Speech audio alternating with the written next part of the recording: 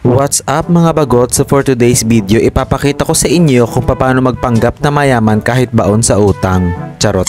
This time nagpunta kami sa isang resort dito sa Buhi, ang Lologon Resort. Running water ang dumadaloy sa mga swimming pool nila dito dahil galing ito sa ilog. In all fairness, maganda yung resort at malaki. Marami ding tindahan sa loob. Ang resort na to ay perfect sa inyo magkakaibigan na panay drawing ang plano. Ano na be? Tapos ng summer, wala pa ring outing.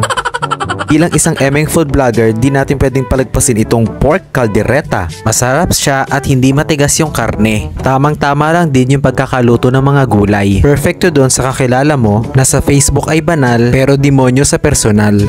Next ay itong hamonado. Sakto lang yung tamis at malambot din ang luto ng karne. Bukod sa oily siya, wala na ko ibang masasabing hindi maganda. Bagay ito doon sa kaibigan mong nature lover, kaya pati ang kuko di naka-experience ng nail cutter.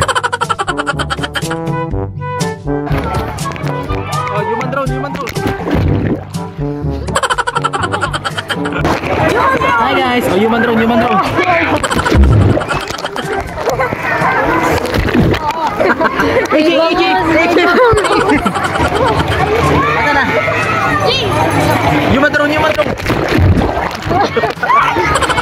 Dito ay sinubukan namin mag-slide na magpipinsan pero bakit ganun? Imbis na mag-slide kami parang more on gumapang kami dito. Kaya yung plano ko na video na nag-i-slide kami magpipinsan parang nauwi ata sa pagkabwisit lang. Eto nga palang aking pamilya na kunwari hindi nagtatalo-talo sa agawan ng lupa. Char. Bilang baon sa utang pero takot malamangan, syempre di ako nagpatalo dun sa pinsan ko na may daladalang ganyan. Bumili ako nitong matcha milk tea. Syempre, yung pinakamalaki in order ko bilang naniniwala ako na hindi dapat iniisip ang gastos, na ang dapat unahin ay ang pagiging hambog. Favorite ko ang matcha pero this one hindi ko bet. Dito na agad tayo sa cream cheese mango. This one na-shock ako like, ha?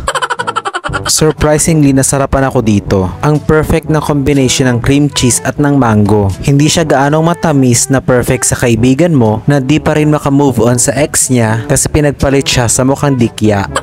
Habang tumatagal, parang mas gusto ko na lang dito tumira sa probinsya dahil di ako makontak ng mga inutangan ko. Baka pagbalik ko ng Laguna, may naghihintay na rin sa akin na sabpina. Char.